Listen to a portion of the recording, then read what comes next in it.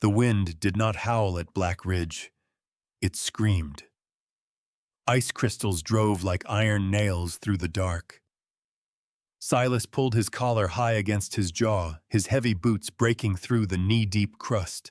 His mare had refused to leave the warmth of the barn tonight. Smart beast. He only walked the fence line because the cold made the timber wolves desperate, and desperate things made mistakes. He almost stepped on her, just a shadow bleeding into the snowbank under the pines. A heap of torn rags. Silas stopped his gloved hand, dropping to the cold iron on his hip. He waited for a twitch, a moan. Nothing but the wind tearing at the branches. He knelt, brushing the white powder from what used to be a heavy wool coat. Ripped at the seams. Soaked dark. The sharp stench of frozen copper hit his nose. Blood. A lot of it. He reached out to turn the body fully, expecting the rigid stiffness of a corpse. The shadow moved. She didn't scream. She didn't reach for him. The woman dragged her weight up against the rough bark of a dead spruce. Her face was a ruin of swollen purple flesh and crusted red, her jaw locked tight. Her left arm hung dead at her side, the shoulder jutting out at a sickening, unnatural angle. Silas stayed still. A grown man shot in the gut would beg. A man with a crushed leg would holler until his lungs gave out. This woman just stared at the snow, her chest heaving. She reached out with her right hand and dragged a thick, frozen pine branch across her lap. She shifted her weight, wedging the thickest part of the frozen wood deep under her dislocated armpit. Then she gathered the torn, bloodied fabric of her collar, shoved it between her teeth, and bit down hard. Silas realized what she was about to do a second before she did it. She threw her upper body forward, leveraging her weight against the unyielding wood. A wet, heavy crunch cut through the howling storm. She slumped forward. The breath shuddered out of her in a ragged white cloud. Her head fell back against the bark, her eyes rolling half shut. She made no sound. Not a whimper. Not a plea. Just the harsh, dragging intake of air through her teeth. Silas had seen men hang. He had seen hardened outlaws bleed out on saloon floors screaming for their mothers. He had never seen anything like this. He stepped out of the shadows right into her line of sight. Her eyes snapped to him. Wild, like a cornered lynx. She didn't shrink away. Her good hand gripped the snow, her muscles tensing, bracing to fight or flee, even with half her body broken. "Save your strength," Silas said. His voice was rough, scraping against the bitter cold. He didn't ask her name. He didn't ask who did this to her. Out here, the answers didn't matter until the bleeding stopped. He bent down, ignoring the wet blood smearing against his heavy leather coat, and scooped her up from the drift. She weighed nothing, just hollow bones and raw grit. She stiffened rigidly against his chest, her working hand gripping his lapel like an iron vise. She was waiting for the drop, waiting for the strike. "I've got you," he muttered, turning his back to the wind. He carried her toward the faint, flickering yellow glow of his cabin, the only light for 20 miles in any direction. The storm swallowed their tracks before they even reached the porch. The cast-iron stove radiated a dry, blistering heat. Silas set her down onto the heavy bear pelt by the hearth. The sudden shift in temperature drew a sharp hiss through her teeth as frozen blood began to thaw, dripping onto the floorboards in dark, heavy beads. He didn't crowd her. Silas stepped back, turning toward the woodpile stacked by the door. He reached up his leather coat, shifting, and pulled a thick wedge of split oak from the top. The sound of the wood scraping together was loud in the quiet room. Behind him, a frantic scramble of boots against the floor. Silas spun. She wasn't fighting the cold anymore. She was backed flush against the raw timber wall, her good arm thrown up over her head in a tight, desperate shield. Her knees Atis were pulled tight to her chest, her chin tucked deep. Her eyes were squeezed shut, breathing trapped in her throat. She was bracing for the strike, a strike that she fully expected to follow a man raising his hand. Silas froze. He lowered the wood slowly to the floor. "I'm just feeding the fire," he said.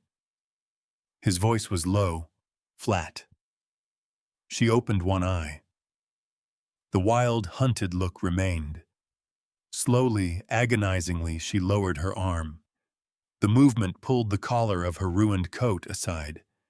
The firelight hit the skin of her neck and collarbone.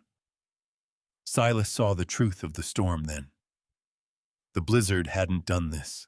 Dark, heavy bruising formed a perfect, brutal ring around her throat. Below that, on her ribs, the unmistakable jagged edge of a boot heel was stamped into her pale flesh in black and purple. These weren't the marks of a woman who had simply gotten lost in the snow. These were the marks of a woman who had been discarded, a piece of property beaten for refusing to comply. "Your father," Silas guessed the words tasting like ash. "Or Higgins." She flinched at the second name. Her fingers dug into the thick fur of the pelt. "A debt," she rasped. Her voice was like dry leaves crushing together. "I told them no, so they threw the trash out." She didn't cry. There was no pity in her, just the hollow exhaustion of an animal that had been kicked one time too many. Bart Higgins owned half the cattle in the valley and bought the rest of the town with the profits. To him and to a father drowning in ledgers, she wasn't a daughter. She was a coin to be traded. A coin that had dared to refuse the transaction. Silas's jaw tightened. He turned away to pour water from the iron kettle into a tin basin. He hated this valley. He hated the civilized men in their tailored suits who beat women behind locked doors and called it keeping order. He carried the steaming basin toward her, grabbing a clean rag. "Let me clean the—" He stopped. The wind outside had dropped, just for a fraction of a second. In that silence, Silas heard the faint, distinct sound of a hound baying. He set the basin down hard on the table. Water sloshed over the edge, sizzling against the hot iron of the stove. He crossed the room in 2 long strides and wiped the thick frost from the window pane with his bare hand. The blizzard was a swirling wall of white, but the crust of the snow was hard tonight. It took time for the wind to cover a fresh track. It took even longer to bury a trail of heavy, dragging blood. Down at the base of the ridge, cutting through the dark pines, tiny pinpricks of orange light were bleeding through the whiteout. 1, 3, a dozen. Torches. They weren't moving aimlessly. They were moving in a straight, deliberate line, following the red stains in the ice, following them right up his hill. Silas let his hand drop from the glass. He looked back at the woman bleeding on his floor. "Can you stand?" he asked.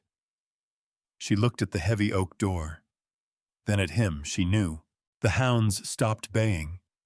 They were close enough to smell the fresh blood freezing on the porch boards. Heavy boots crunched on the icy steps. The yellow light from the window caught the hard glint of rifle barrels in the dark. The wind carried the harsh, oily smell of burning pitch from their torches seeping right through the cracks in the cabin walls. A fist hammered the heavy oak door. The timber groaned. "Silas." The voice was thick with chewing tobacco and raw malice. "Bart Higgins. We tracked the blood right to your step. You got something of mine in there." Silas stood by the stove. He didn't reach for the Winchester on his mantle. He just watched the woman. "She ain't worth a bullet, Silas, but a debt is a debt," Higgins hollered over the roaring wind. "Her daddy sold her right and fair. Send the useless stray dog out, or we burn the barn, the mares, and this cabin right down to the stumps." Outside, the sharp metallic clack of lever-action rifles chambering rounds cut through the storm. On the floor, Maeve stopped shivering. The wild, cornered fight in her eyes dissolved into something much worse. Defeat. Flat, hollow certainty. She had seen men burned out for less. She knew Higgins meant it. He would slaughter every living thing on this ridge just to make a point. She looked at the warm fire. She looked at Silas, a man who had carried her out of the ice when she was nothing but a corpse waiting to happen. She wasn't worth a man's livelihood. She wasn't worth the blood of his horses. She was just a bad debt, a broken thing. She pushed her weight off the floorboards. Her joints popped loudly in the quiet room. Her left shoulder hung dead, pulling her posture crooked. She didn't look at Silas. She kept her eyes fixed entirely on the heavy iron latch of the door. Every step was a rigid mechanical drag. "Stop," Silas said. His voice was a low rumble. She didn't stop. Her bloody, trembling fingers reached up. She was going to open it. She was going to walk back into the cold and let the men have her. Her fingertips brushed the freezing iron of the latch. Silas moved. His calloused hand clamped over her wrist. The grip was unyielding, but it didn't bruise. He pulled her hand down, stepping between her and the door. With one firm motion, he pushed her back into the center of the room, putting his own broad back between her and the outside world. He didn't take the rifle. He didn't draw the heavy Colt from his belt. Silas reached out, lifted the latch, and pushed the door wide open into the wall of armed men. The wind whipped the heavy leather of Silas's coat against his boots. He pulled the oak door shut behind him, leaving Maeve inside. The iron latch dropped with a sharp clack. 12 men. 12 lever-action rifles aimed at his chest. The torches threw twitching orange shadows across the snow. Higgins sat tall on a massive roan gelding, his jaw working a wad of tobacco. "You always were a stubborn fool, Silas." Higgins spat. A dark stream of juice hit the white crust. "Bring the girl out." Silas walked to the edge of the porch. His bare hands rested loose at his sides. The men waited for him to reach for the heavy Colt on his hip. He didn't. "You boys are cold," Silas said. The wind carried his voice flat and steady. "You looking to die cold too?" A young hand at the back shifted his horse, stamping nervously in the deep powder. Higgins racked the lever of his Winchester. "1 man against 12. You ain't that fast." "I don't need to be fast." Silas kept his eyes locked on Higgins. "I just need to talk to the federal marshal in Cheyenne. About the Miller Tract. About the forged deeds at Red Creek. About the men you paid to burn the Lawson barn last winter." The silence that followed was heavier than the snow. Higgins's face darkened in the firelight. The grip on his rifle tightened. "You got no proof. The ledger is sitting in the Denver Federal Bank, sealed in a tin box with minus on it." Silas didn't blink. His posture didn't shift. "If a single shot is fired on this ridge tonight, the bank manager sends that box to the marshal. By Tuesday, every man sitting in a saddle right now swings from a rope." Silas looked at the hired hands. He saw the knuckles on their triggers loosen. These were rough men, but they weren't men willing to stretch a rope for a rich man's bad debt. "Lower the iron," Silas commanded. It wasn't a request. The authority in his voice was absolute. It was the voice of a man who owned the ground he stood on. One by one, the rifle barrels dropped toward the snow. Higgins yanked his horse's reins hard, the iron bit cutting into the animal's mouth. "She's a debt. She belongs to me." "Not anymore." Silas stepped down the stairs, standing shin-deep in the snow, right in the center of the torchlight. "From this second, she is mine. You set a boot on my land again, Higgins. I'll bury you under it." Higgins stared at the dead, cold certainty in Silas's eyes. He knew a bluff. This wasn't one. He spat a harsh curse, wheeled his roan around, and spurred it down the trail. The hired men eagerly followed the torches, shrinking to nothing in the dark pines. Silas stood in the freezing wind until the last sound of hooves faded into the storm. He let out a slow, white breath. The rigid tension bled out of his shoulders. He turned back toward the warm glow of the cabin window. Then the sound hit the freezing air. It came from the barn. A high, ragged, wet screech. It wasn't a wolf. It was the sound a thoroughbred made when its lungs collapsed. A heavy, bone-shattering thud echoed against the thick timber walls. Then another, and another. The heavy sound of massive animals hitting the dirt floor. Silas froze, his eyes snapping toward the dark structure. The blood drained entirely from his face. Silas shoved the heavy barn doors open. The stench hit him before the heat did sour, thick, and rotting. The lantern light caught the frantic thrashing of massive bodies in the dark. 2 of his best mares were already down in the dirt, kicking violently at the stall slats. The splintering of pine sounded like rifle fire. His prize black stallion stood in the center aisle, its head hanging low. Thick white foam dripped from its jaws. Its sides heaved, pulling air through lungs that sounded like they were filling with mud. Silas dropped to his knees in the muck. He grabbed the stallion's halter, trying to pull the massive head up. The hide was burning hot beneath his calloused fingers. "Easy. Hold steady." Silas gritted his teeth, his boots slipping in the wet dirt. The stallion's eyes rolled back, showing stark white. 1,000 pounds of muscle buckled. The horse collapsed, nearly crushing Silas against the iron gate. Silas scrambled back. He ran to the water trough. Clean. He checked the oat bins. Dry. This wasn't colic. This wasn't winter starve. He moved from stall to stall, his hands stained with saliva and dirt, feeling the unnatural heat radiating off his stock. By the time he reached the end of the row, 3 more cattle had dropped. He stepped back into the center aisle. The horrible wet sound of 12 suffocating animals filled the cavernous space. This was his entire life. The blood and sweat of 10 brutal years, dying in the dirt. The townfolk down in the valley always said Silas carried a curse. A man who lived entirely in the dark eventually brought the rot to everything he touched. Silas leaned his back against a heavy support beam and slid down until he hit the cold floor. He rested his forearms on his knees, staring at his empty hands. He had stared down 12 loaded rifles without blinking. Now he couldn't do a damn thing. Higgins didn't need a match to ruin him. The side door of the barn creaked open.